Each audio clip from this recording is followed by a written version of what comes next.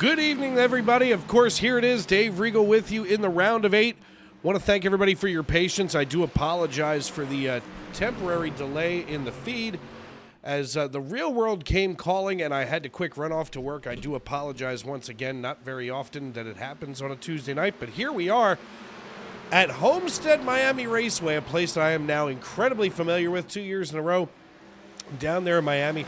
Jeremy Parris, your pole sitter, currently leads this piece. Here on lap number 8, we're working our way toward lap number 30 for the end of stage number 1. First caution already in the books. We can take a look here and see what might have brought that one out a little while ago because it seemed pretty quick. In fact, there it was, Rich Jet here in the double natural. Let's take a look at the replay as we bring everybody else back up to speed. Watch that 77 here as we are underway. Oh, this started way up at the 66. And that's Chris Custer. Chris Custer driving the 66. Here he is. Let's see what might have brought this one out, as it looks like Rich Jet may have been involved in it. As we look from high above the raceway, here's Rich. He has that rear end step out. He comes across the nose of John Wilco, the 75, and then the 75 gets into the 77. And that's what brings out caution number 1. But here we are now moving along nicely on lap number 10. I want to thank everybody for joining us tonight. I appreciate everybody checking in the YouTube.com live chat. Let us know who you're watching, what you're checking out, and who you're pulling for. Of course, we are in full playoff mode. We will get those numbers to you as well. It's not very often that we have some kind of crazy delay, and I do appreciate everybody tuning in for Alan Bergen while he was filling the empty seat during my hiatus. We call it a vacation in some countries. But here we are, Jeremy Parris in the 05, doing what he's done all season long. He's followed by Anthony Savignano, Claude Ferlin, Gabriel Lafreniere, and Brandon Minto out of Norman, Oklahoma. Gabriel Lafreniere, of course, one of our neighbors from the north. He has been at it all season long. He's from St. Jude. As here we are in the round of 8, I will get those numbers cleaned up as well. Nothing like trying to build the airplane while you're in mid-flight. All of our pre-show got sucked up by the real world.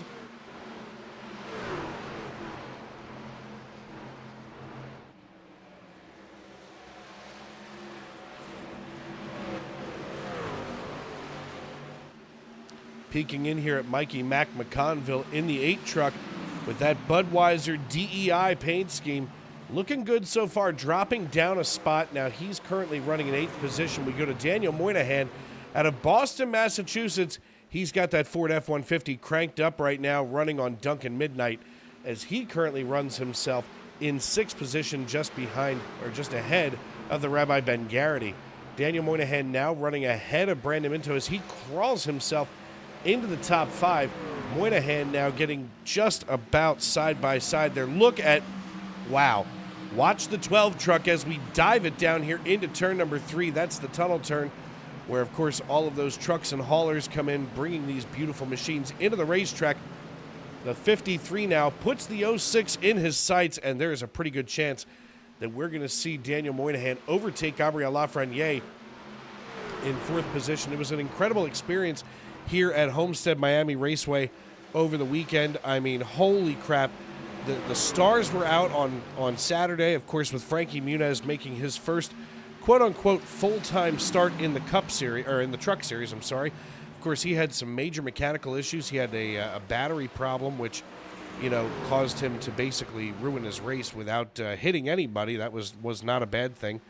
But after our last 2 weeks off here in the Truck Series, you know, all of a sudden these guys got to get back into the swing of things. They've got tonight here at Miami, then, of course, next week at Martinsville, and then championship week the following week on November 12th right here on Sim Racing Media at Phoenix Raceway. And that 150 lapper is going to be for all the marbles as we get ready this week and next to find out who's going to go from the round of 8 to the round of 4.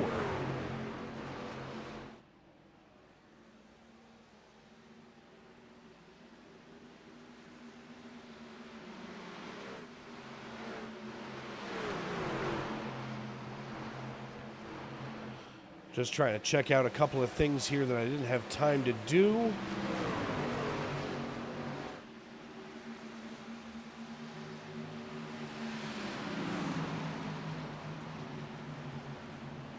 And we'll get those highlights fixed over here in just a moment. Just got to get the old graphics taken care of. As I said, kind of building the airplane in mid-flight, all of our pre-show time. Taken up by the real world, we can thank the irritating residents at DeKalb Apartments.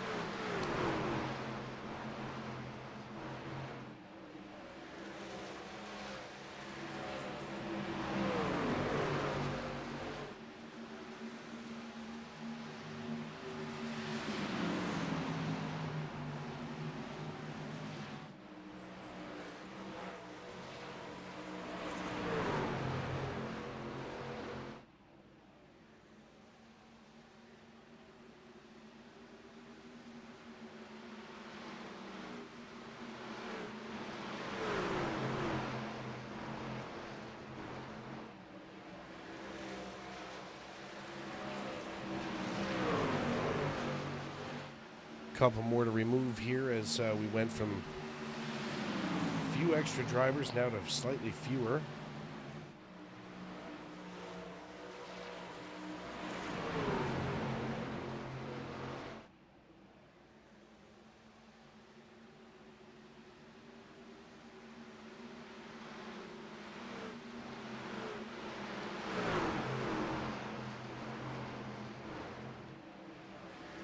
Now we have those highlights corrected, so everybody in red here on the left-hand side of your screen, they are your playoff drivers, of course, tonight.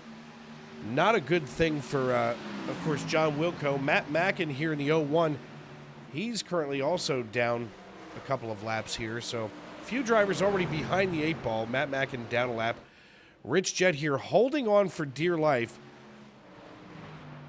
And, of course, Stoney Benfield being eliminated from the playoff contention after our transfer into the round of 8. But Jeremy Paris leading the way. He's already gapping Anthony Savignano by 1.2 seconds. Claude Ferlin runs in third. But right back here, this is where our story is going to begin, with Gabriel Lafreniere and Daniel Moynihan side by side.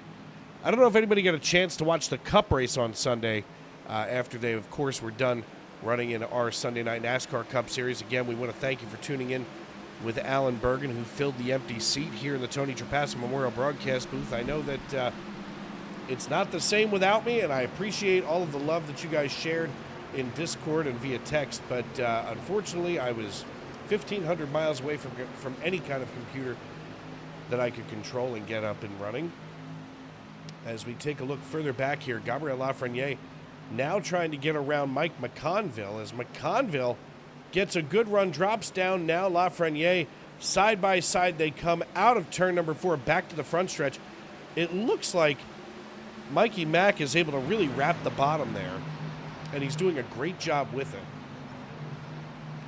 Lafreniere kind of using that high line. Now, a lot of the drivers that I saw, between Saturday and Sunday, they were able to use that wall, and I mean, they were just, inches from the wall as we go on board. Now, right where Mike McConville is, that's about where some of the faster drivers were living, but he is absolutely able to wrap that bottom corner. Let's take a look here as we rotate the camera and watch Mike McConville from the hood, from the roof, that is, of Gabriel Lafreniere from St. Jude. We come down the front stretch, and it looks like Mikey Mack doing one heck of a job being able to get down there to the bottom. So proud of the young man out of North Cape May, New Jersey. Mama Mac, I'm glad to be back with you here. Pistons, Rods, and Dad Bods, hope everybody's back.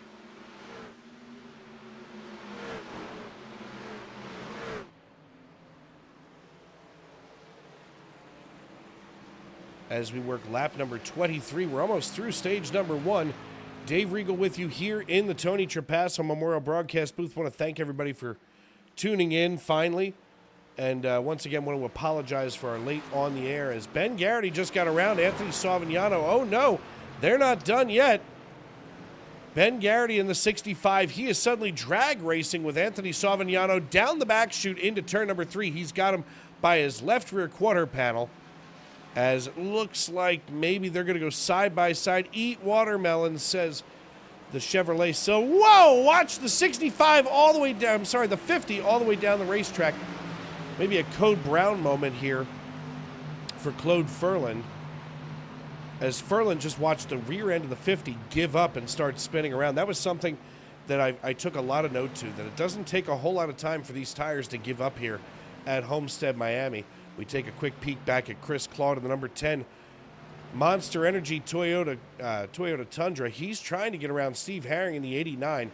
Chris exactly where he started in 16th position. Herring up 5 right now, as now Chris is having to hold off the 88 of Michael Witt. And Mike McConville with that 8 truck doing one heck of a job. I love this paint scheme. This makes me feel like a 10-year-old all over again. That first time I watched a NASCAR race. I mean, just cherry. Steve Herring here in the 89. Now having Michael Witt slide by him. Chris Claude slides into 17th position, while Gabriel Lafreniere is still battling it out with Brandon Minto. And this battle for 7th is not over yet, as now Lafreniere slides in front of Minto.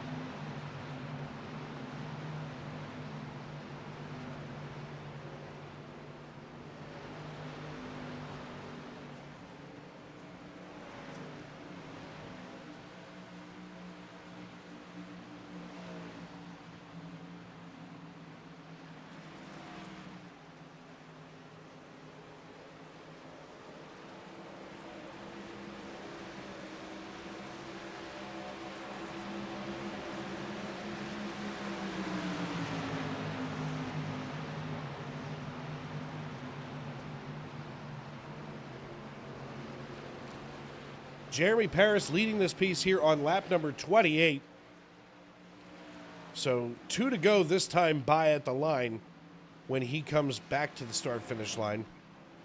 And what a gorgeous place this is, as we're going to go here to the starter cam. I mean, first off, this place, when it comes to racing, is just picturesque. We see Barney up here in the flag stand. I mean, you know, iRacing does a great job with the track, but, you know, it's really all about the experience being here at Homestead Miami. Of course, we see the luxury boxes at turn 1 and 2.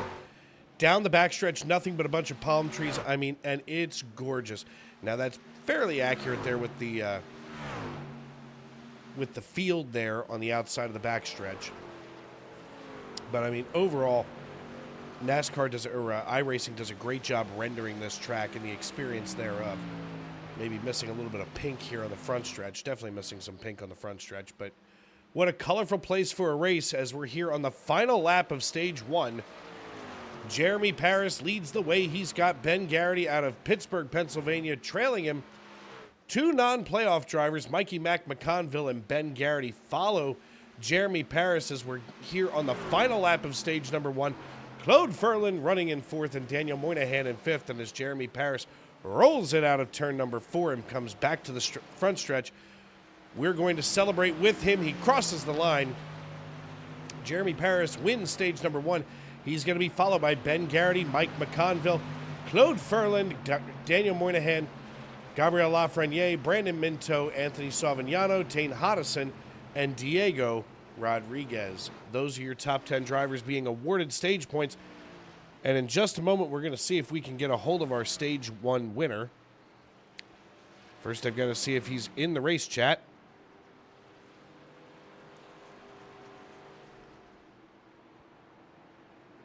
He is not.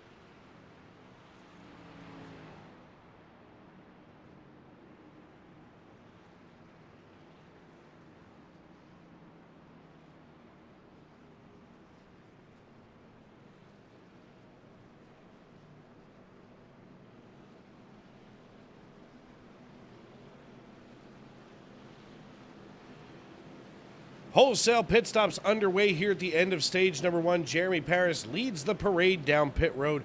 We're going to go on board with him as we work lap number 33, crossing the start-finish line. A long pit road, a hot pit road, as it is toasty down here. No rest for the weary. Paris going to slide into the box, and here we go. 4 tires going to take a go fast for the 05. Let's see what Daniel Moynihan's got going on. They pop up the left side. He's going to get 4 tires. Let's see who wins the race off of... Wow. Rich Jett just won the race off of pit road, unless he missed the pit. He had to have. Jeremy Paris now going to follow Rich Jett off of pit road. I'm guessing, purely guessing, that Rich Jett did not mean to not stop. Odd. Let's see if we can get a hold of Daniel Moynihan, who checked in a little while ago. Hey, Daniel, it's Dave up in the broadcast booth. You got a copy? Yes, sir. Buddy, listen, I apologize for my tardiness, but, you know, the real world called, and, of course, it had to be 20 minutes before green. Dude, yeah, we were all wondering where you were. But, you know, thank God I wasn't laying dead in the street. Everybody was complaining, and it's like, well, thank goodness he didn't have a heart attack and hit the floor.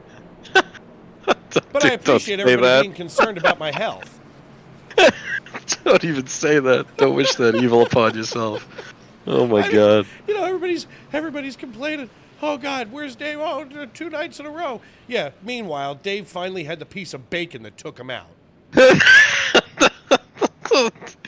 That's horrible, man. Listen, well, hey. Listen, you're having a heck of a race so far. I mean, you know, you're only down 1 spot from where you qualified in the top 5. You've been duking it out with McConville. I mean, what's the strategy and where are you going to try to go from here? I mean, the only logical place to go is up. Am I right? I feel like yes. I mean, strategy set their best. Exactly.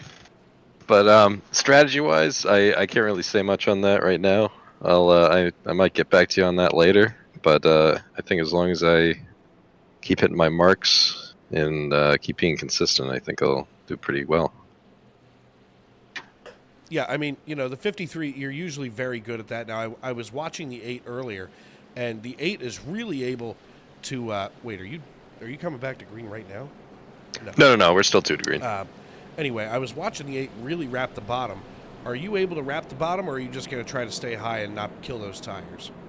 No, I usually try and wrap the bottom because I think I can, you know, I can hold it relatively well and sometimes even get a little bit more speed on the bottom than those who run on the top. But, you know, as the race progresses, I might change it up, see how the truck feels, and, you know, whether it feels better on the bottom or middle or top. You know, there's a bunch of lines you can run around this track and still be the fastest car on the track.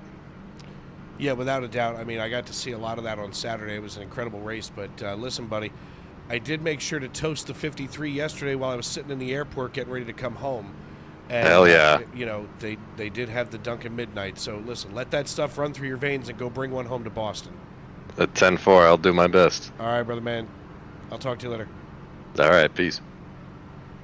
That, of course, the golden dulcet tones of the 53. That's Daniel Moynihan out of the Joe Gibbs Racing stable as he gets ready to go back underway here. Green flag racing just a moment from now as Jeremy Paris is going to lead us back to green. Rich Jett did finally come down and get pit service for reasons I'm not quite sure of as he came down late. Nearly has contact with Ben Garrity, and finally all 8 cylinders of 21 cars come back to life here on the racetrack. I guess that's 168 cylinders, depending on who does your math. Or if you're from here outside the city of brotherly love, you don't do math, you do math. Jeremy Paris leads the way, but all of a sudden, Claude Ferland side by side with Mike McConville. Look at this little grouping of trucks here. We see the 43 finally getting to nose away, but the 50 of it, oh no! Oh no! Oh, that was not net code. I don't want to hear that one. No. We're going back to the replay for that.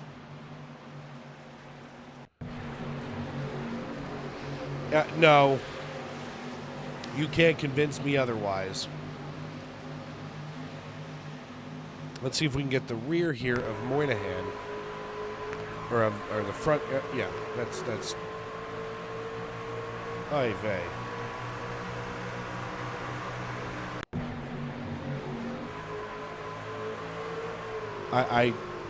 It's almost too close to call. Fortunately, we stay green flag racing. But Savignano just imposed his will on Daniel Moynihan and now hijacks fourth position. Mike McConville here runs in third. He's up 4 spots. Big mover of the night so far is Ben Garrity out of Pittsburgh, Pennsylvania, doing Pennsylvania proud. We don't do anything else right in this state, but all of a sudden we can race trucks. Jeremy Paris leads the way, and as we look out from the rear of the 05, we can see nothing but a rear view mirror full of the 65. Of course, we also want to see what's going on here with Tane Hodison. Oh, my. Trick or treat, Dave Regal. The spirit of Halloween is alive and well. It is spooky season, folks, and if you haven't done so already, make sure to get your costumes. I am dressed as a soon-to-be Hall of Fame broadcaster. I assume soon-to-be. Taking a look at Tane Hodison, he's down 4 spots from where he had qualified earlier tonight, up in third. So obviously having a little bit of a rough time.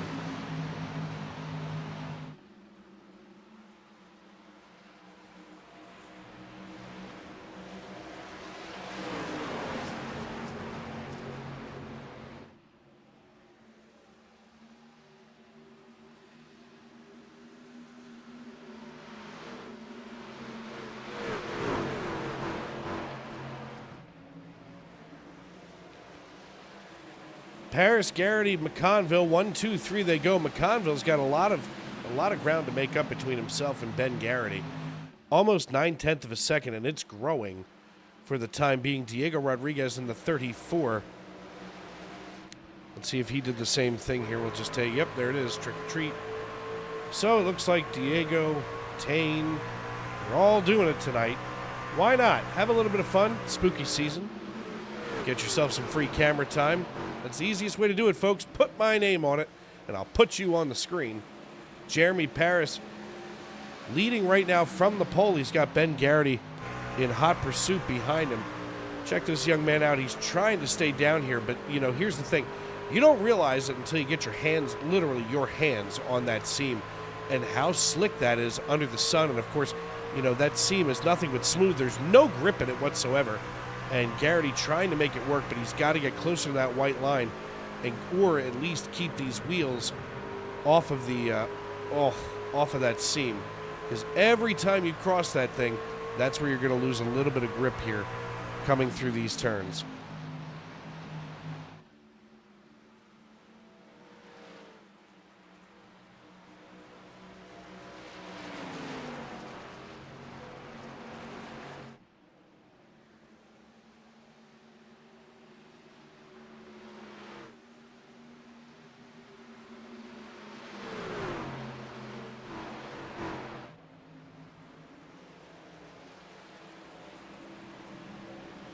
Watching another battle start to break out way deep in the field.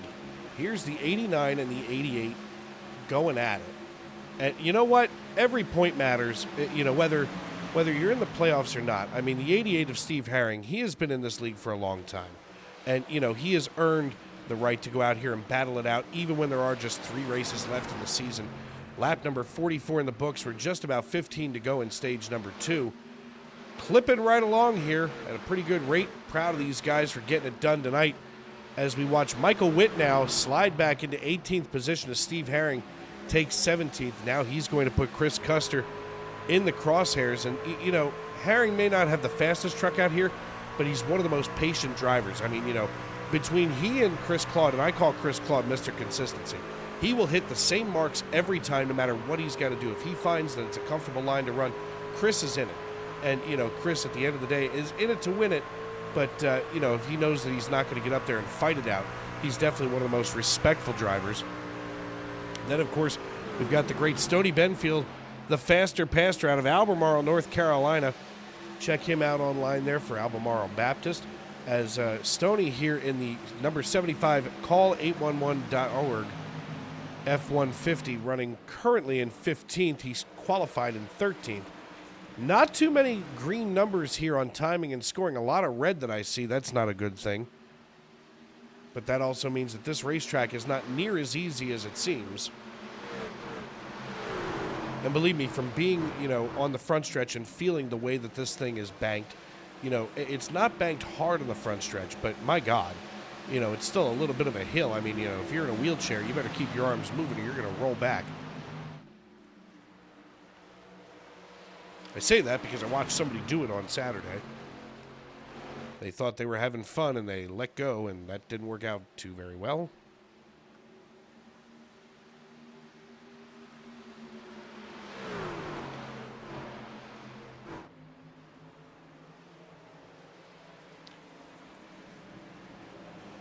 Starting to hear a couple of things from deeper back in the field. Here's Matt Mackin working his way around Michael Witt, who now slides back into 19th position. So not sure what's going on here, but let's just take a look here and see what happened as Matt Mackin got around Michael Witt. Michael Witt set up nicely here on the backstretch, and Mackin gets just a little bit of a run coming into turn 3 and just stole it. He just walked past Michael Witt's lunch tray and took the ice cream right off of it. Mike McConville getting ready to heat things up here with our neighbor from the north, Gabriel Lafreniere, and his Oxmoor Ford F-150. They all of a sudden are panel to panel as they go down into turn 1 and 2. As they roll through turn number 2, it looks like Gabriel gets a little bit of a run here. Not enough, though, as Mikey Mack is able to use up so much of this racetrack in the 8. And, I mean, we know that he is, just for lack of a better term, he's a setup scientist.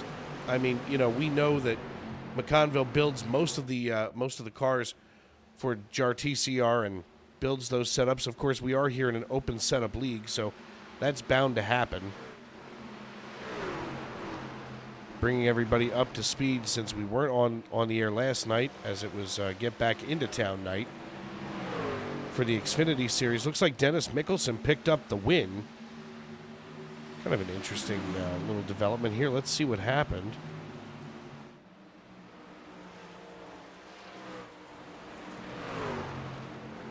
Of course, as I say that, then all of a sudden Sim Racer Hub wants to act special.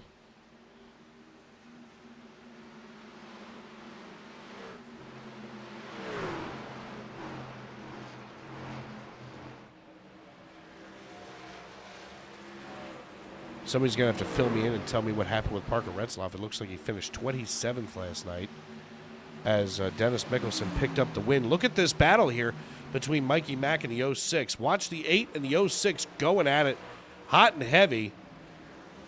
They come out of turn 4 back to the front stretch. And now McConville slides right in front of Lafreniere. Lafreniere giving him a little love tap down the front stretch. Lafreniere, a playoff driver, knows that his playoff life is on the line. He's shoving McConville into turn 1, and as they come down the backstretch now, Lafreniere going to about 0.3 of a second difference between himself and McConville. While they were fighting that out, Anthony Savignano was just kind of driving away, minding his business, not bothering anybody. He's been working on trying to get up here to Ben Garrity, but as Ben Garrity, basically right now about 0.6 of a second between him and Jeremy Paris.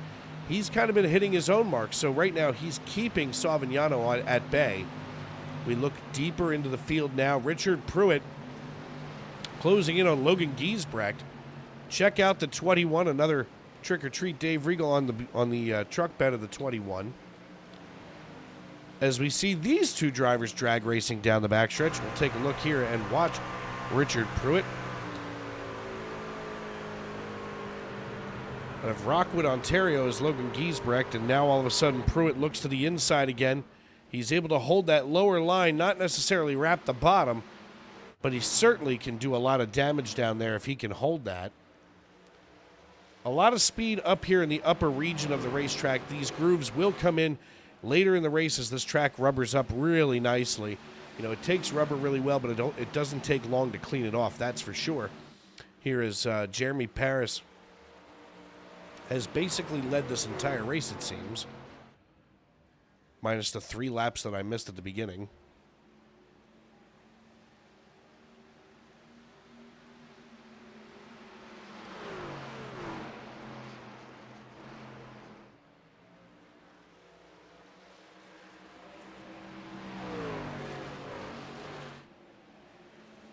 Jeremy Paris, Ben Garrity, Anthony Savignano, Mike McConville, and Gabriel Lafreniere. That's your top 5. And the way that they run here, then we go back to Norman, Oklahoma's very own Brandon Minto.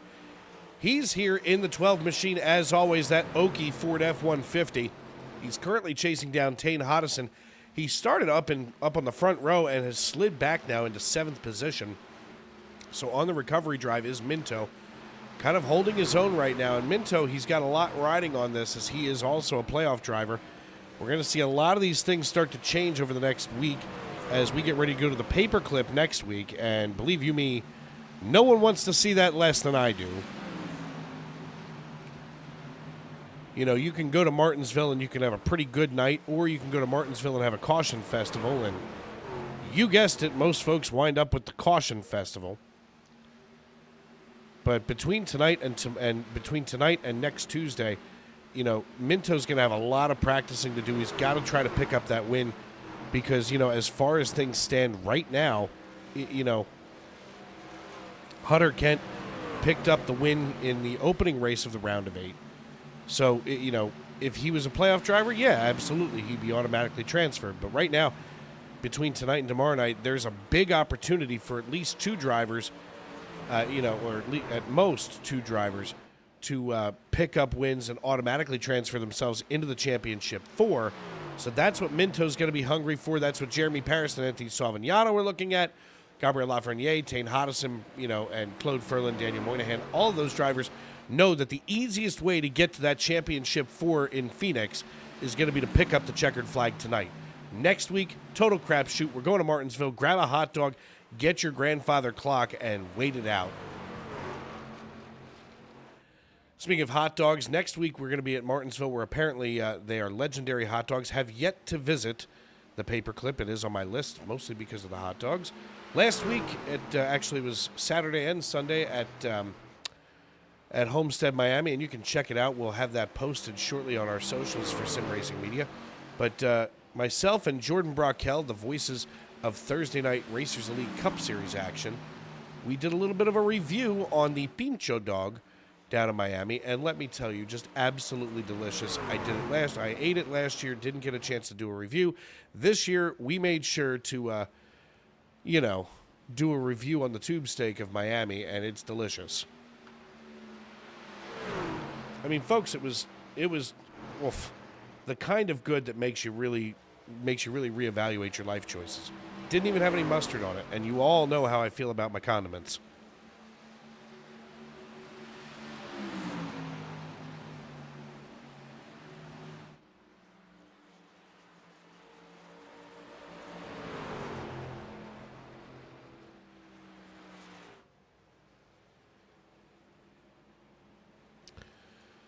Things getting a little bit dicey as we're here. We should have the end of stage 2. There it is. Jeremy Paris captures his 2nd consecutive green and white checkered flag. Ben Garrity, Mike McConville, Anthony Savignano, Gabriel Lafreniere, Brandon Minto, Tane Hodison, Diego Rodriguez, Claude Ferlin, and Daniel Moynihan. Those are your top 10 drivers being awarded stage points.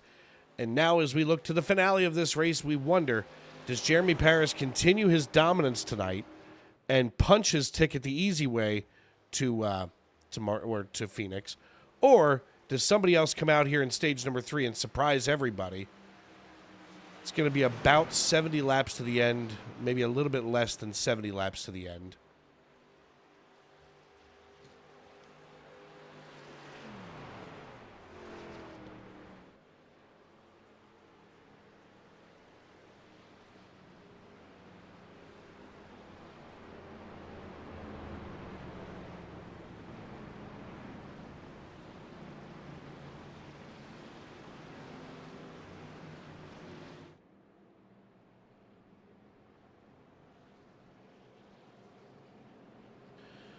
And I'm going to be forced to get a hold of Mikey Mac McConville, as I know that he's watching the Yankees.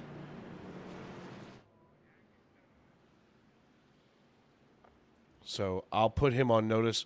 Mikey Mac, if you're listening to the broadcast in the background, get ready to behave yourself and get on the air.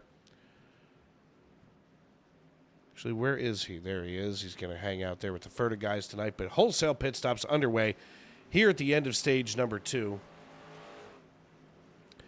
Speaking of Mike McConville, let's watch him get his pit service. It's going to be 4 tires and a tank of Go Fast in the old number 8 Chevrolet Silverado with that DEI paint scheme down the side. And I'm telling you right now, that makes me one happy race fan up here in the broadcast booth. I want to thank everybody for tuning in, for welcoming us into your homes, onto your phones, wherever you may be and however you may be listening.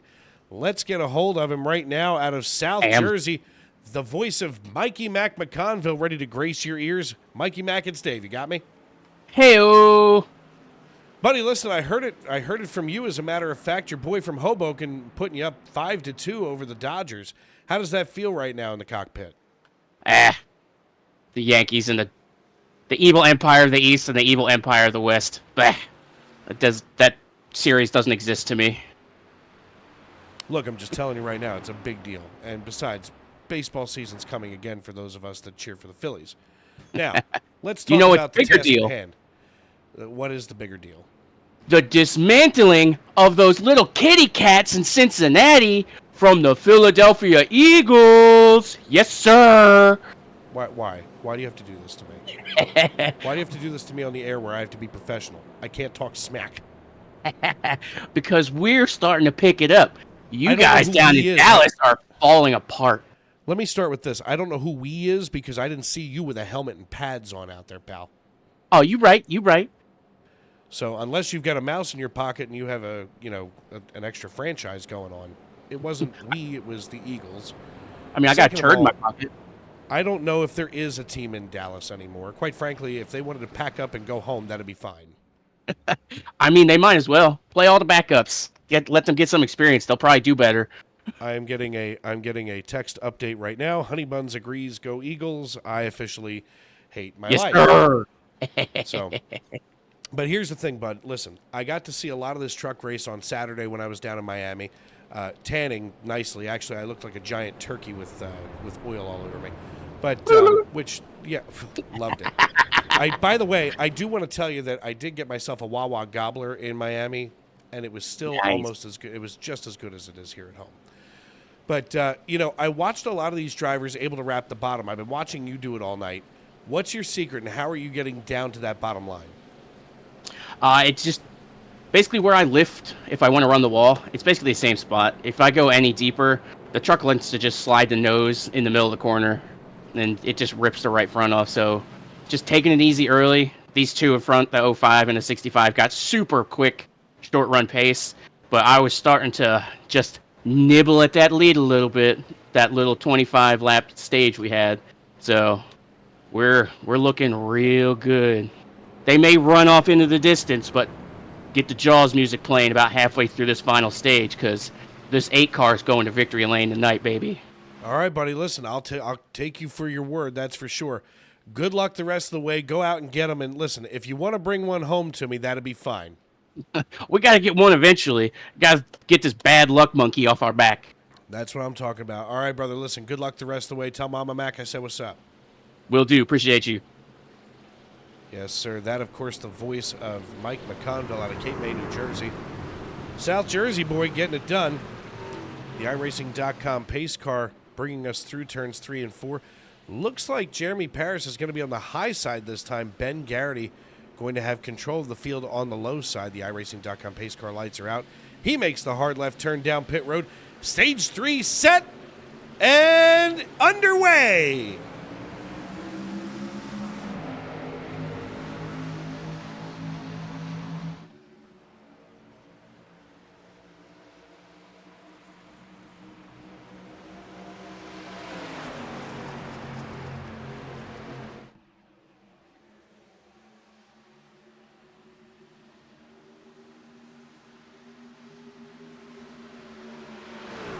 Ben Garrity with a good jump on the restart, but Mike McConville in hot pursuit. We just heard it from him, too.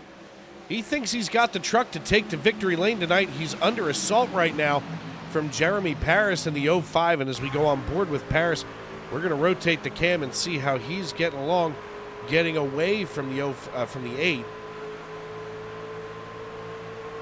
He slides all the way up the racetrack, and Mike McConville with one heck of a run out of turn 2, down the backstretch. Look at Mikey Mack go.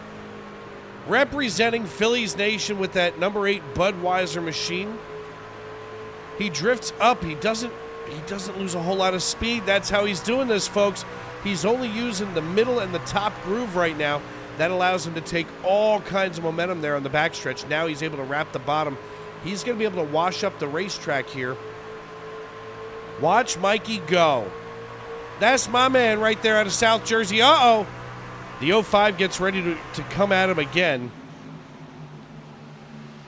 Nearly making contact as the 8 and the 05. A clean pass, though, as Mike McConville now checks up, but that leaves Ben Garrity atop the pile.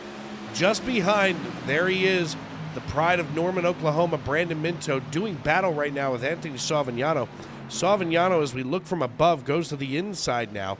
It seems like earlier on in these runs, these drivers are able to make those passes on the low side.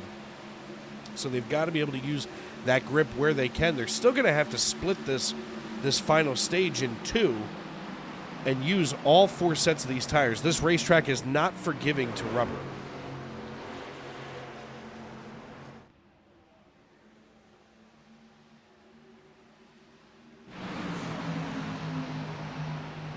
Nose to Taylor, the 21 and the 34. A couple of teammates there, Logan Giesbrecht and Diego Rodriguez, as they are side by side. That's Alex Brinson and Claude Ferlin just behind as they go door handle to door handle in a battle for 11th position. Looks like for the time being it's going to be Ferlin making the run into turn 3. But as they get ready to exit, almost for the 19 as he gets a run. The 19 gets right alongside of Ferlin. They go down the front stretch, and right now Princeton is going to get credit for 11th. I don't see torches and pitchforks out just yet, but these two are going to be fighting it out like a couple of kids in the back seat of the family station wagon.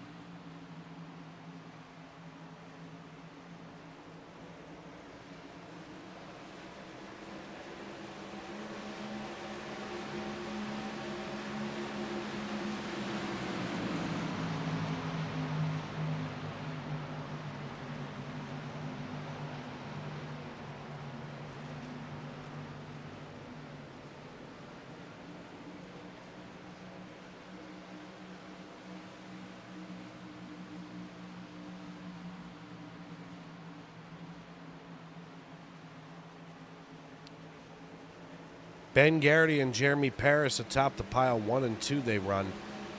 As we're here on lap number 73, now 74. 60 laps to the end of this piece. We've already covered a lot of ground. These drivers have done a great job keeping it moving forward tonight. Everybody with a cool and calm head about themselves.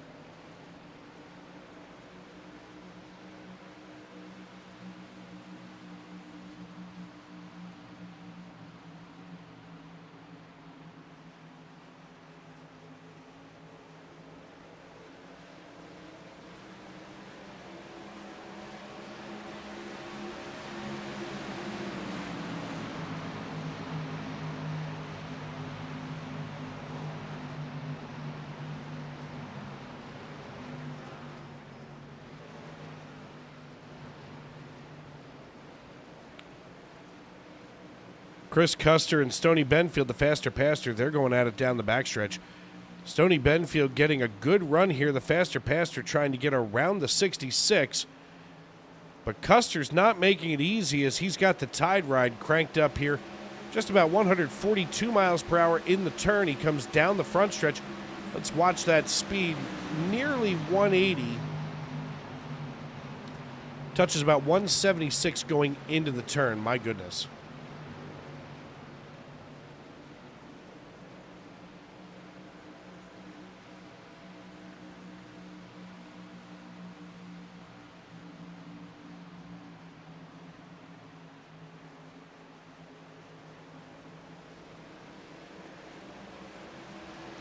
Ben Garrity here in the 65. He's just ahead of the 05 of Jeremy Paris. And, you know, here's the thing, and I feel like this is a moment to warn Ben Garrity, but Jeremy Paris is kind of like a cat. He will just play with his food until it gives up or dies. And, you know, Garrity is just putting himself right on the platter for Paris to come after him. Paris is going to let him up here, let him burn his equipment off. You can see Paris taking that higher line. It's a little less abrasive on the tires. A little bit more grip up there against the wall. What that's going to do is it's going to have Ben Garrity basically rub those tires bald on the bottom. And then all of a sudden, you know, Paris is going to be able to get around the 65.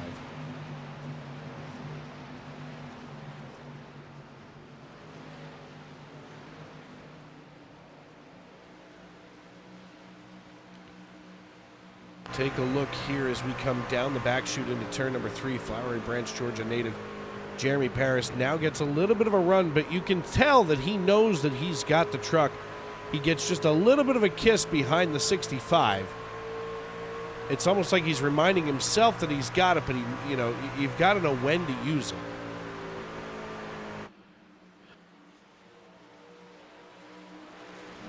We saw a lot of drivers over the weekend exercising that patience button, that's for sure. One driver who was having a little bit of a patience problem was Frankie Muniz. As I had mentioned earlier, Saturday was his first quote-unquote full-time day as a truck driver in the Craftsman Truck Series, and he had a battery problem. You know, the battery sits, you know, way in the back of the truck there, and they were basically, his ignition was shutting off. Everything was going bad all at once. So they said, okay, bring it down pit road. We'll check everything. They check it. They put a new battery in. It's still having the same problem here. They found loose wiring behind the seat. And, you know, basically every time he would hit a bump, it would make the wiring go all haywire, and he was losing his ignition, which is a big problem when you drive a race truck. So not a great showing for him. But, you know, I was listening on the race radio to his spotter, and you know, his spotter and his crew chief both were trying to be like, hey, listen, Frankie, you know, this is only your first race as a full-time truck driver. Just take it easy. Have a little bit of patience. Go out here. Let's log some laps. Let's build the notebook. Let's not get ahead of ourselves. Now, speaking of getting ahead of ourselves, here's Anthony Savignano thinking he's going to roll up on the 05 and steal one. Paris says not so fast, my friend, so he's got to goose it a little bit maybe and try to get away from the 50, because the last thing the 50 wants to do is have to fight off Mike McConville out of Cape May, because once you get into McConville's clutches, you're not getting out of there easily, that's for sure. As we ride here on the Budweiser number 8. Speaking of Budweiser, I do want to tell everybody that we will see it here on YouTube sooner rather than later, but yours truly finally fulfilled that bet that Alan Bergen and I had from earlier in the season. I made sure in the video to thank all of you here in the SNN Family of Racing series for getting us to 4,000 subscribers, and of course that's what propelled me into the driver's seat for the Coke 0400 back in August, and then of course before that, Alan Bergen drinking himself a Yuengling Flight, and the third leg of that bet was that I would also drink a Budweiser, because Alan is from St. Louis. I am from here just outside of Philly in Reading, Pennsylvania, where I grew up. So we're in Yuengling country. So he had a Yuengling, I had a Budweiser. And let me tell you, folks, Budweiser looks a heck of a lot better on the race car than it does in my refrigerator. They can keep it. So Yuengling is still safe as being, at least for my money, the king of beers.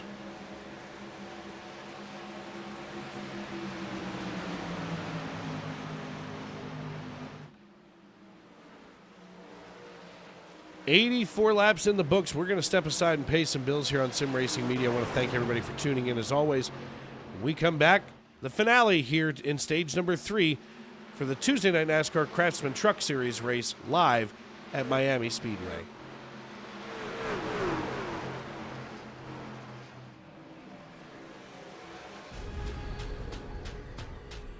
the most realistic online racing sim ever made. This is iRacing.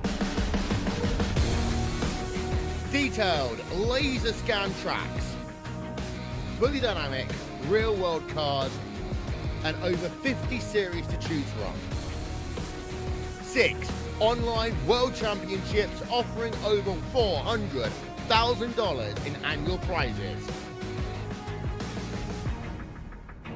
This is the original esport racing game. This is iRacing.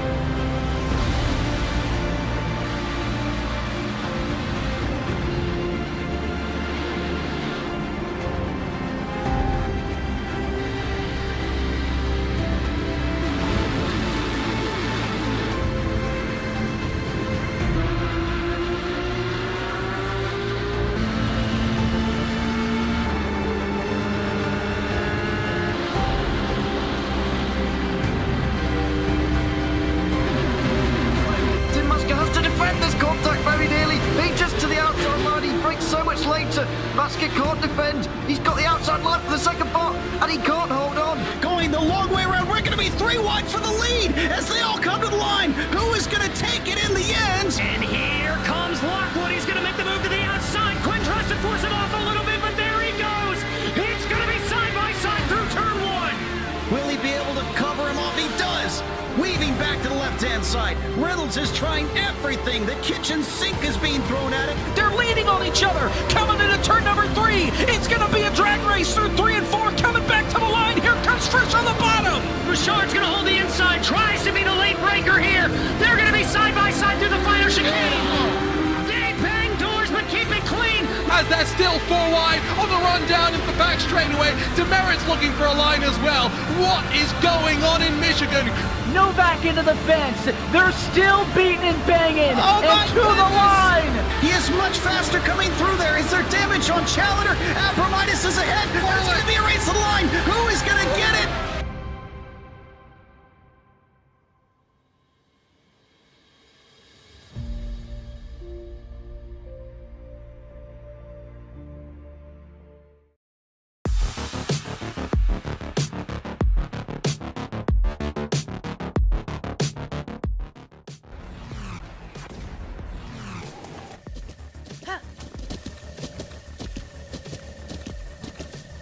With the Butt Kicker Gamer 2, what you see and what you hear is what you feel.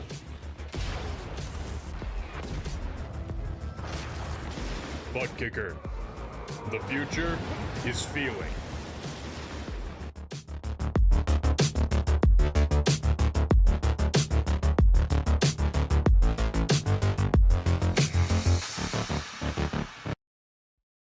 Racing isn't easy, but experiencing it is.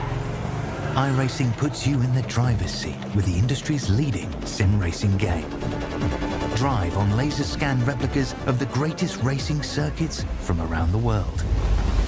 Go head-to-head against other drivers chosen by skill-based matchmaking to ensure competitive racing at every level. Compete across all your favorite series.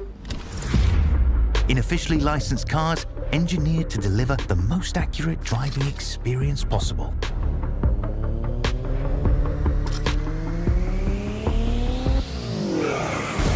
Join a race or host your own with players from across the globe.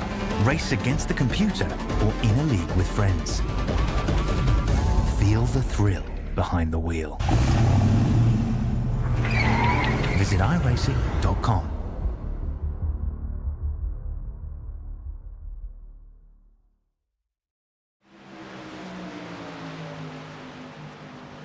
Welcome back to Homestead Miami Speedway, where we're working lap number 94 of 134 in the Tuesday Night NASCAR Craftsman Truck Series, right here on Sim Racing Media. Dave Regal with you at the microphone. Glad to be back from vacation. Missed all of you.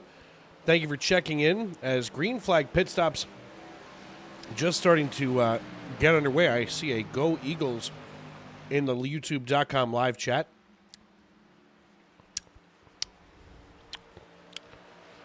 Well, I don't even know how to feel.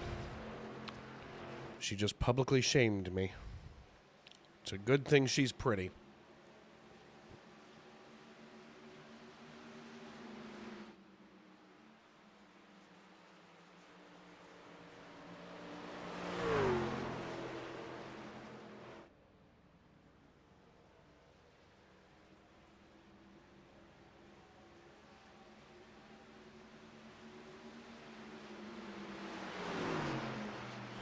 Mike McConville and Ben Garrity still out on the racetrack. Looks like Giesbrecht and Claude came down. Jeremy Paris fading back into third position for the time being. Not sure what he thinks is going to happen here, but either he's backing off or he's running out of juice to try to get around Garrity and McConville. That can make things really interesting. That means that at least here for the time being, if he doesn't pick up the win, if any of our playoff drivers don't pick up the win tonight, then that can mean that, you know, potentially going into Phoenix, 3 drivers will get it on points and only 1 may have a victory if a playoff driver wins next week at Martinsville and a non-playoff driver wins this week, or vice versa.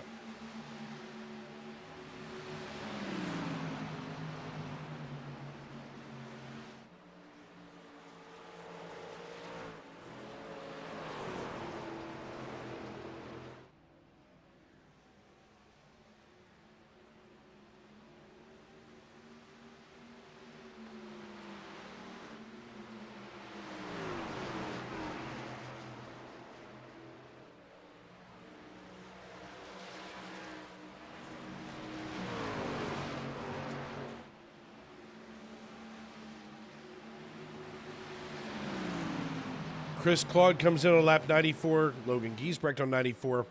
Michael Witt on 96 now. As Witt's going to come back. McConville takes over the race lead. Garrity sliding all the way back into 6th position.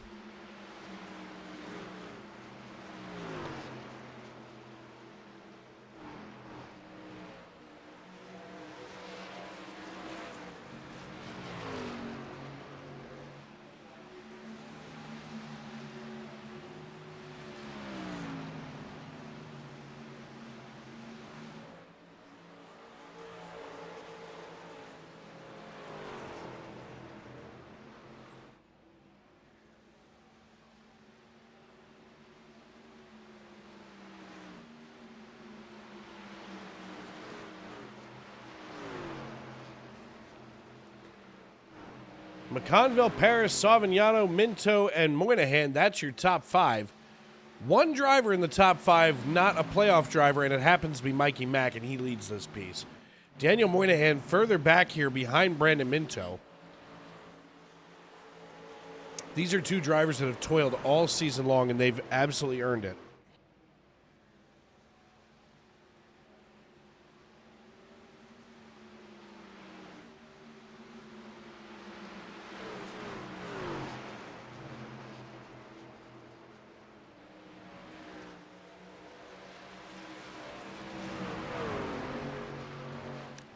Minto's kind of in a weird spot here. He's got about 3/10 up to Savignano and about 3/10 back to Daniel Moynihan. One of these things is not like the other, and here comes Moynihan like a freight train coming after him. coming down the back chute. You can see right there on the right-hand side, all of those grandstands packed with people today. Did not look like that in real life. I'll give you that.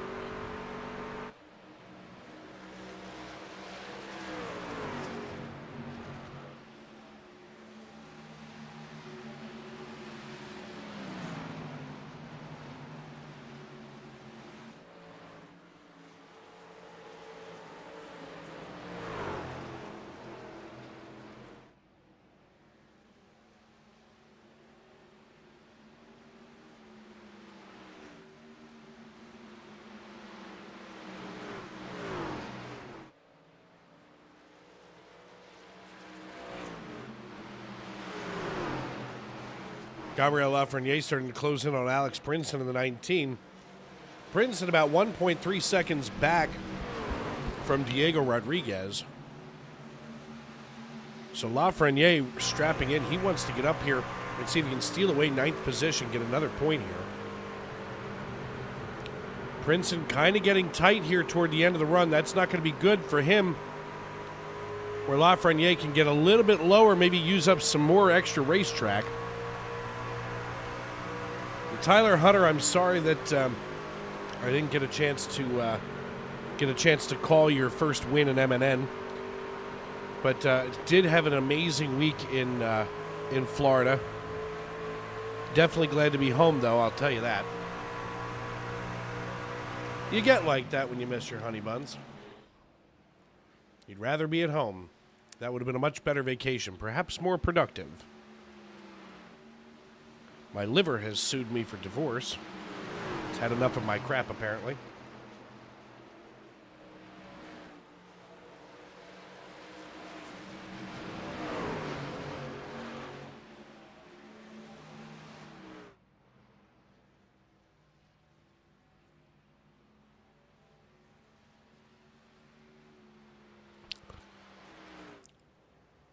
At that first hint of getting tight, Princeton comes down.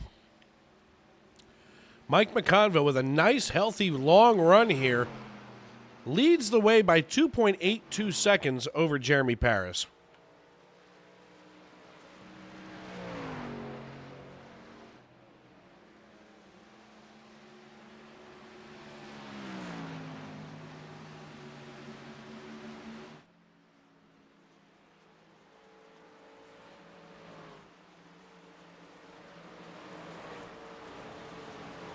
Ben Garrity allowing the lap car of the 66, that's Chris Custer, to come on by.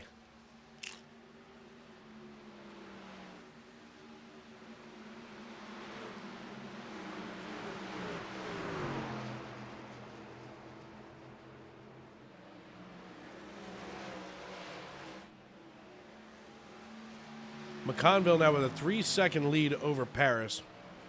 We're going to go back deeper in the field. Let's check this battle out.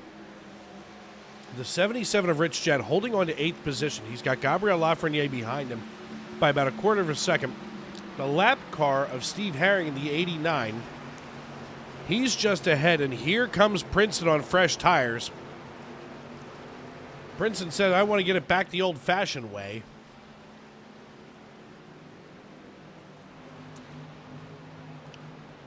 So as he lets Princeton by, Rich Jett now having to hold off the 06 Oxmoor F-150 of Gabriel Lafreniere and his teammate in the 43. That's the Accent LED Toyota Tundra driven by Claude Furland. Mike McConville last came down on lap number 62. In fact, just about everybody here in the top 10. And as I say that, here comes the 12 machine. That's Brandon Minto out of Norman, Oklahoma. And he's having a connection problem.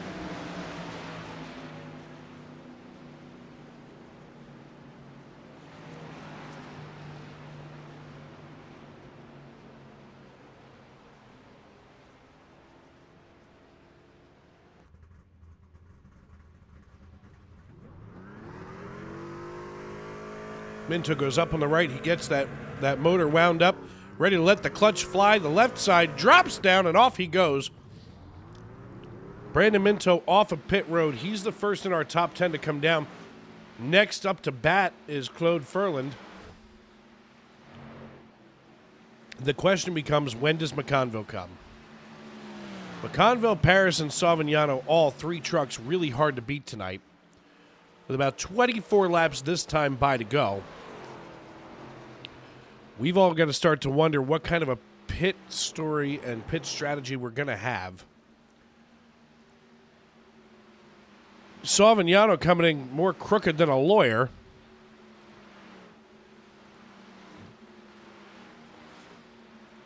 Let's watch Savignano's entry again. He's trying to get that truck woed down to pit road speed at 45 miles an hour. Not sure if he did. And if he did, it was by the skin of his teeth.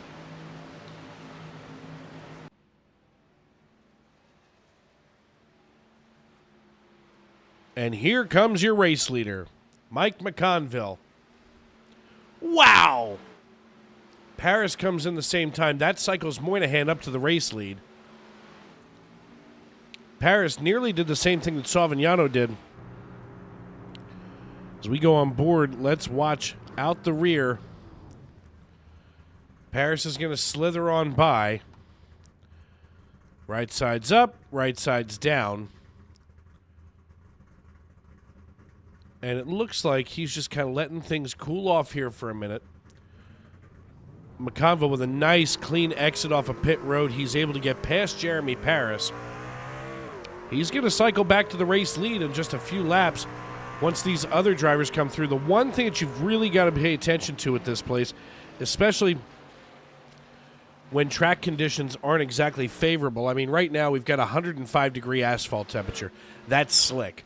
That is absolutely slip, slide, and slick. Now, McConville doesn't even lose a full lap.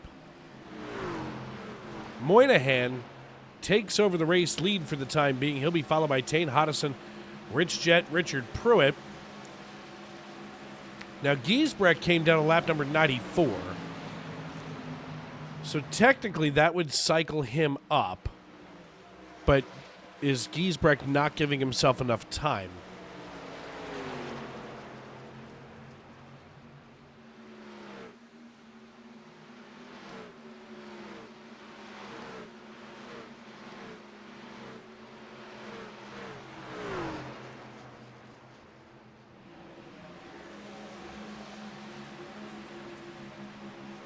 Watch the 53. Holy crap, bring it in.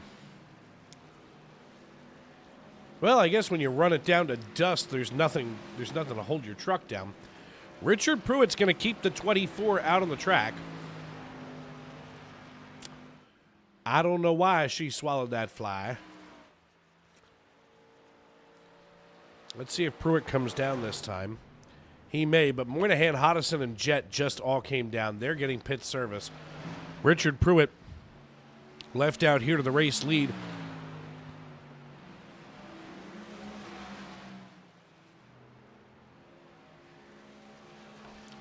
Here comes Pruitt out of 4. Does he do it this time? Nope. Pruitt is hoping for a caution in the worst way. But even if it came out now, you're the last one in line, pal.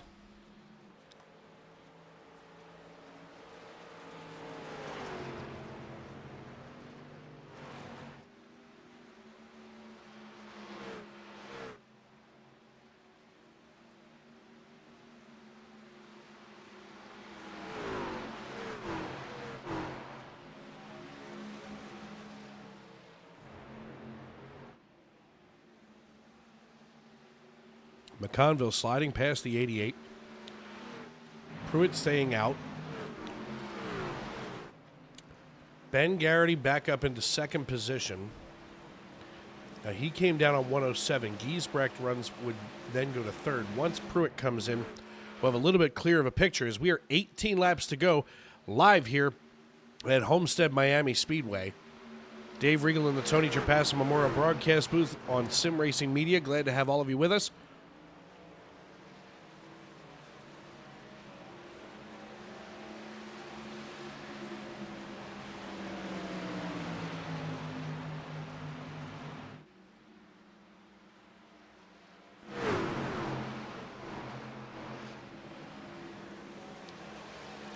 Chris Claude cycled himself up here in the 9th position. So he's on the same strategy that Giesbrecht is. And almost the same as Matt Mackin. But Richard Pruitt, story of the race right now with 17 laps to go. I mean, let's look at this. 50 and change laps on these tires. He's nuts.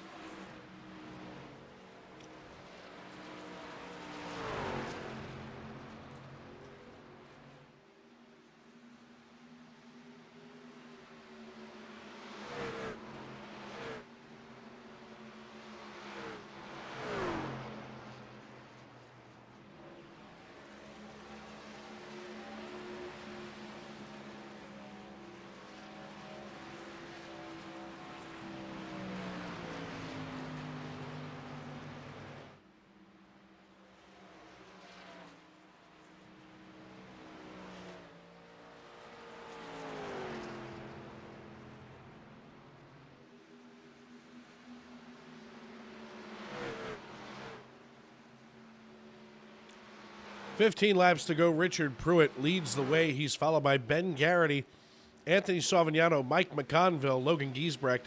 Those are your top 5. And here comes Pruitt.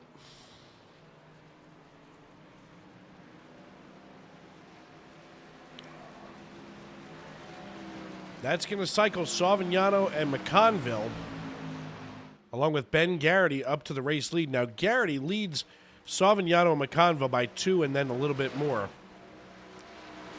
The question is, do Savignano and McConville work together to try to get up to Garrity, or do they duke it out with each other and then, I mean, what do you do here? What is the strategy call?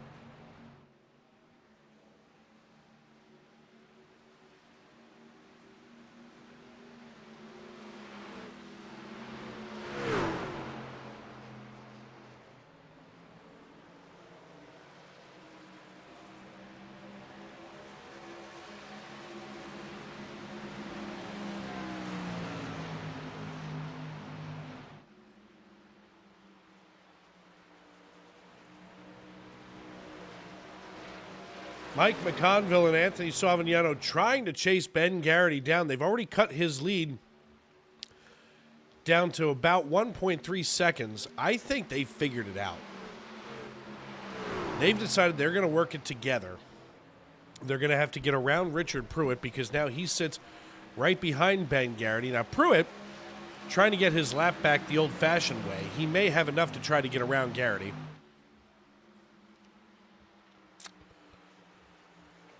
Pruitt would be your lucky dog. But he said, no, I'm not satisfied with lucky dog. He doesn't want to go to the end of the longest line. But 11 laps to go, and Anthony Savignano and Mike McConville are like missiles coming after Benjamin Garrity.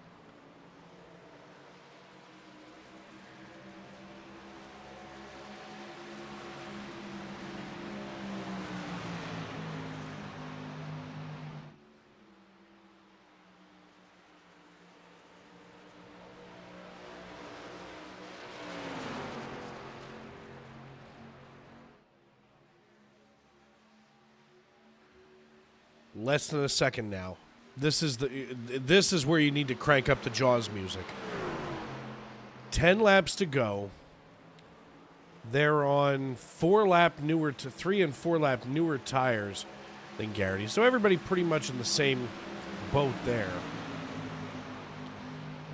But in the next few seconds, Savignano and McConville are going to catch the draft off the rear of the 65. And we've just watched almost 2 seconds of lead drop away from Benjamin Garrity as he has been chased down like somebody who owes the mob money. And now he's less than 0.3 of a second ahead of Savignano and McConville.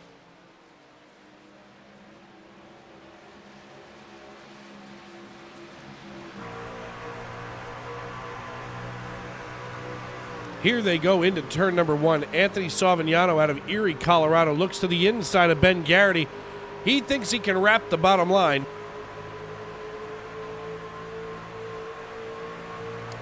Garrity nearly comes down against Savignano.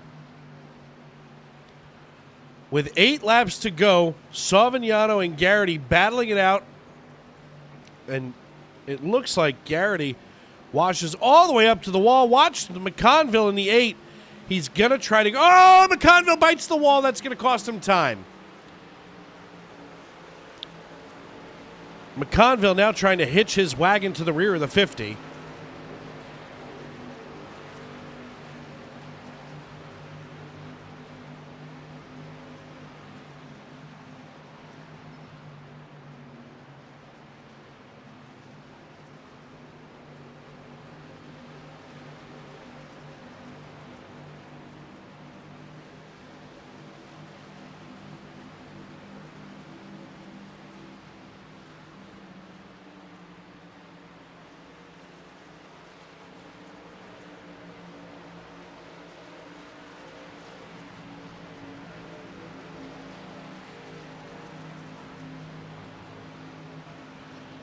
Six laps to go. Mike McConville now chasing down Anthony Savignano, and Savignano getting faster. He saved something for this. Now McConville suddenly realizes how much time there is left. We're 5 laps to go. McConville just went from 4/10 of a second to less than 2 in less than a half lap. Mike McConville chases Anthony Savignano down. The question is, when does he pull the trigger to try to make that final pass? We saw on Sunday that you can do it with a quarter of a lap left. We saw that with Tyler Reddick in the Cup car. Wow, what a run! Oh, God! Oh, he almost gets the chrome horn out. He loosens the 50.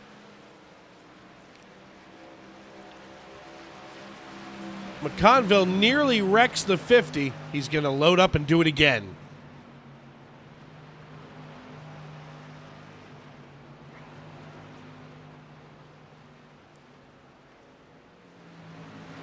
Oh, no. And a report from Savignano, he may be a lap short of fuel.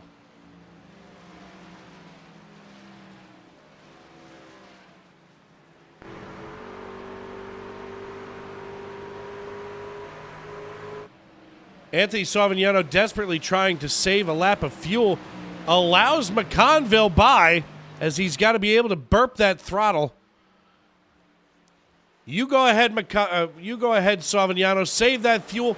My man, Mikey Mack, with 3 laps to go, takes over the race lead. He comes down the back chute, and all he can see ahead of him is clean racetrack, and you can see it here too, folks. As he comes into turn number 3, he's going to wrap the bottom one final time. He looks out the rear, and he can see Savignano by about 7/10 of a second, and Savignano's going to start to drop like a rock.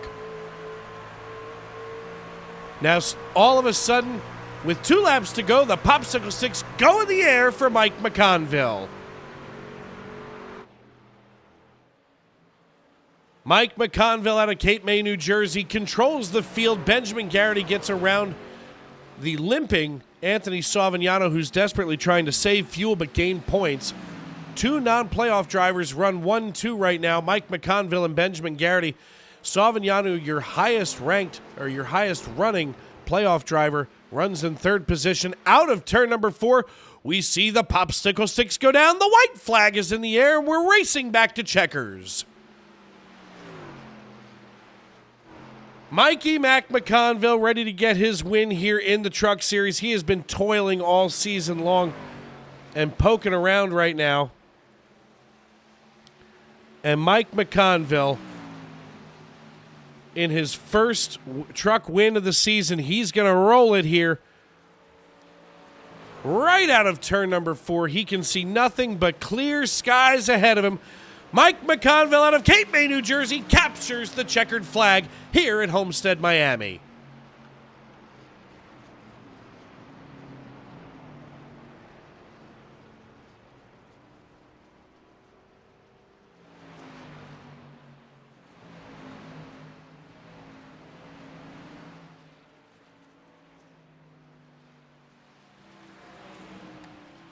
What a great battle we had. It goes McConville, Garrity, Savignano, Paris, Moynihan, your top 5.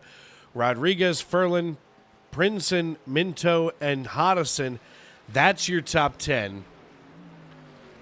We're going to get these guys lined up here.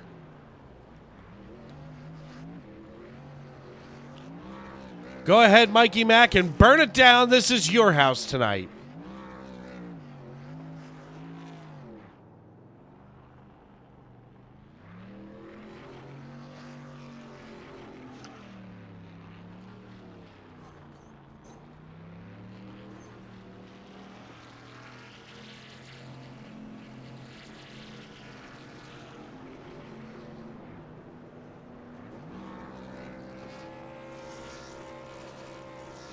Let's hear it from him right now.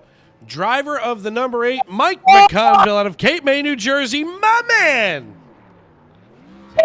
One! Yes! You pull off the win. It's just about time, and you did it with that beautiful red number 8 and the DEI stripes down the side, baby. Yes, sir! Nothing can be better than winning in this car. This is my man through my childhood. The announcement of him coming back with Budweiser and the 8 car. Oh my God! Yes, it was destiny. Buddy, listen, there is nobody happier in the broadcast booth than me right now. By the way, it's only me up here. But, you know, here's the thing, bro. I watched you, and I heard Savignano tell you that he's a lap short. And I thought, oh my God, he's got him. Yeah, I thought he was maybe just playing games with me, man. When he pulled over coming out of turn 4, I really thought he was going to brawl. I didn't, knowing how he likes to race hard and aggressive, we were going to have a hell of a brawl to the end. We were either going to finish 1-2 or we were going to end up in the catch fence. Because he and I do not give up. Man, absolute props to him for moving over. I'm glad he made it. Still on the podium, man. Benjamin, he's always fast. He just pitted a little too early, and we were able to run him down with the long run. Oh, I'm so hyped! Yes! Buddy, you should be. You're like a virgin on prom night. You might as well smoke in the dark now. The last win in this league came in the Xfinity car. You guys didn't broadcast it. It was the Phoenix race in the spring. So if I can make it to Phoenix in the Xfinity car, they all better watch out. I am rejuvenized. We are coming for them. That's what I'm talking about, man. Listen, I saw this tonight, and you know, I'm always silently pulling for you because, you know, I'm supposed to pretend that I'm non-biased. But let it be biased, baby. Oh, I'm biased like a Fox News commentator. Don't you worry. Ain't that the truth? Woo! Listen, man, congratulations on the win. You're going to have to go celebrate, but before I cut you loose, perhaps you've never heard me say this to Victory Lane drivers before, but who do you need to thank and who helps you get it done on the 8 team? I want to thank you for being completely unbiased, right down the middle, call it as you see it, no favoritism towards anybody, always putting on a broadcast for no particular reason. I can't wait to go back and watch this broadcast, you know. I need to thank Chris. Always got to thank Chris for putting on this league and all the other admins that put on this league. Man, I got to thank Minto for bringing me in to the Furtive family. He has really helped me light the fire back under my ass that I had lost running for the other team. Sadly, he's on the same exact set that I am. I wish he could have finished higher. He had some mechanical issues with his pedals where he couldn't get past 80% throttle. He should have been right here with me celebrating on the podium easily, maybe P2. I gotta thank my moms, always support me in the chat. Love you, moms. Love Mama Mac. Love you, Dad. I heard you yelling when I took the lead the first time. We'll be back for Martinsville. We're not done winning. My man, listen, congratulations on the win. There's nobody happier than me for you, brother. Congratulations. Go ahead and celebrate with the team. And listen, I will see you next week at the Paperclip. Yes, sir. Appreciate you. Later, brother. That, of course, the voice of Mike McConville, your race leader tonight. Next up on the podium, my fellow statesman, Ben Garrity, driver of the number 65. Hey, Ben, it's Dave. You got me? Hey, Dave. I got you. Listen, little buddy, I got to tell you, you fought a hard race tonight, and I really thought that you were going to throw a haymaker and try to get up here onto the podium and try to take the win away. But, maybe just a little bit too little, too late, as Savignano and McConville were really fighting around you. What did you see down there on the racetrack, and what could have been better? Well, I don't know. I made that mistake. I made a couple mistakes on that first run of the last stage. I really feel like that's what put me behind. I probably could have had it if I didn't make those mistakes, so it's just sloppy driver errors, but we'll try and clean it up later. Yeah, I mean, sometimes those tiny mistakes are just, they're the ones that get you every time. And I feel bad for you because I know that, you work as hard as you do. And I mean, listen, kid, you've got a long career ahead of you here in iRacing and hopefully in the real world as well. For lack of a better term, at least as a Phillies fan, there's always next week.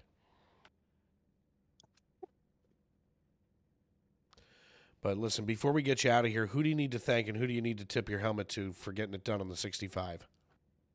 Everybody watching me and Team Conti Sim Performance.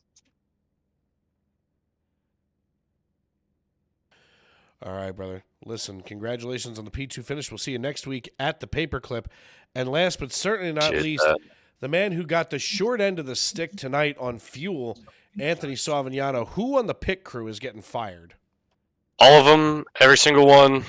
I don't know what the hell just happened, but I've never not touched the fuel calculator and been calculated by my crew chief to be 2 laps short. I had 5 laps of gas with 7 to go, and I was not wrapping the top or anything or burning excess fuel, and I pitted with less than 30 to go, so there was plenty of room in the tank to put gas in it.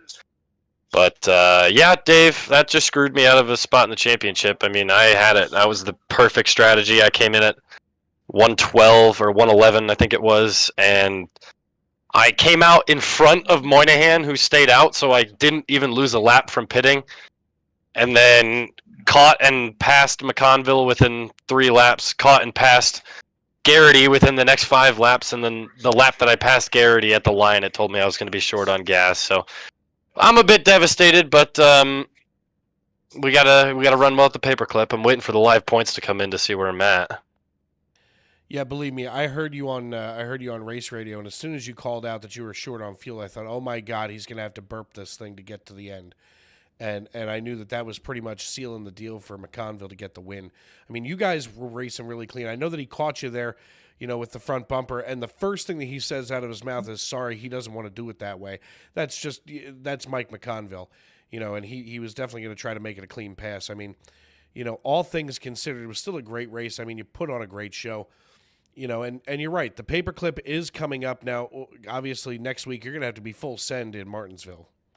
Yes, sir. I want to give a big shout out to McConville. It is safe to say we've had our ups and downs this season. I mean, we were brutal rivals at the end of Sonoma, and for the next couple of weeks after Sonoma, we just absolutely hated each other. And I don't know what came around. I guess both of us decided to, grow the hell up and put some big boy shoes on. But the respect that we have now for each other, and after that race, and I mean, we were battling in practice before, and I said, nice battle, and he was like, yeah, this should be a great time. So I have tons of respect for him, and looking at the live standings now that just got put in, I'm tied for, this is a hell of a playoff here, Dave. I hate to say this is probably the best one of the 3, but Furland is in at 3,085 points.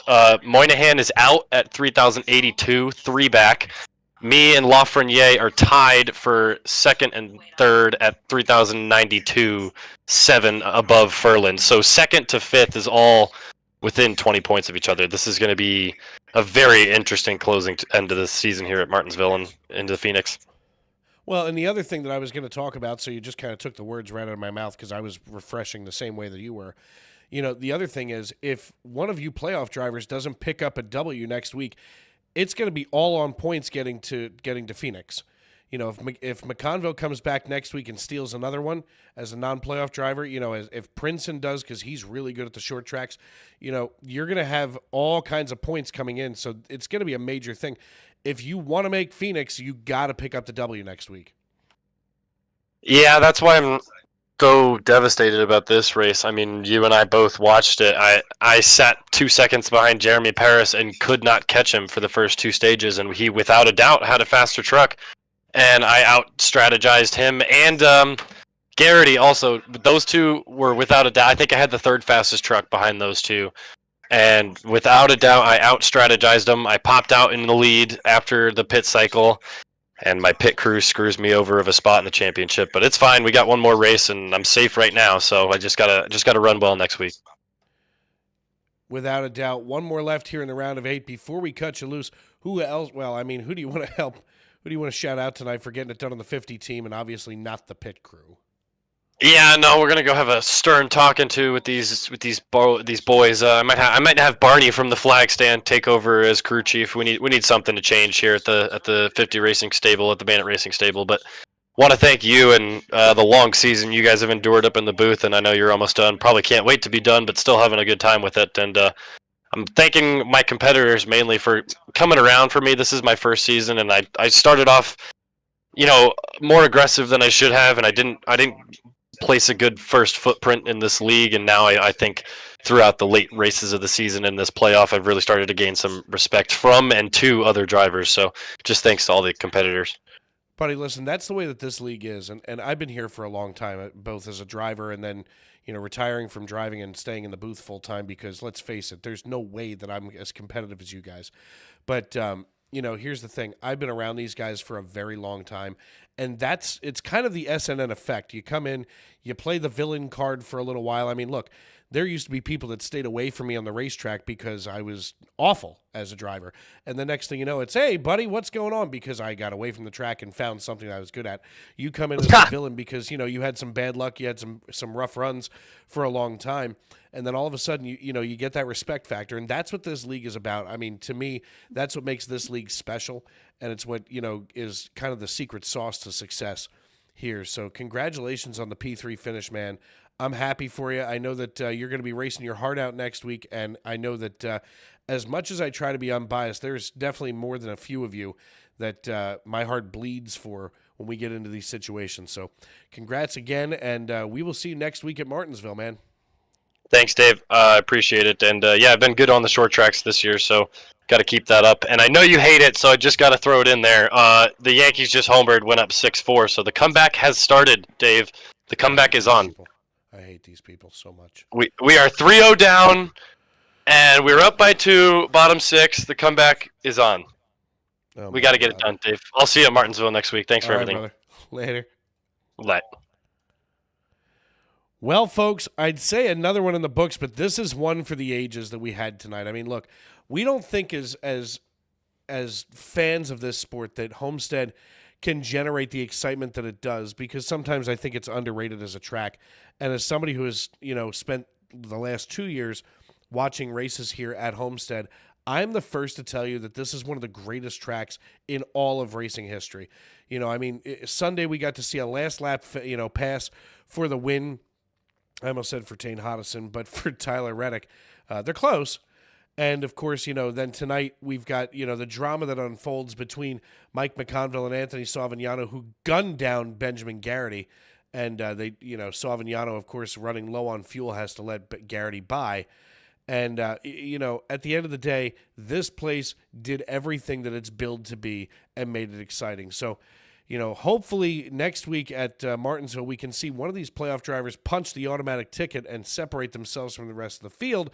But we are looking at this moment, if a non-playoff driver wins next week at Martinsville, we have the chance to perhaps see an all-points Final Four when we get to Phoenix in 2 weeks. So, folks, keep it tuned in right here on Sim Racing Media. We're back full-time now that vacation and the hiatus is over. We're all excited. We're all ready to rock and roll. And, of course, I want to have you folks tune in with me on Sunday night as we bring you Sunday Night NASCAR Cup Series action right here on Sim Racing Media and YouTube.com. So for myself, Dave Regal, and everybody else here at Sim Racing Media, I want to thank you for tuning in tonight. We want to thank you for welcoming us into your homes, onto your phones, wherever you may be and however you may be listening. And tomorrow and every day as you walk down the road of life, please don't play in traffic. Good night, everybody.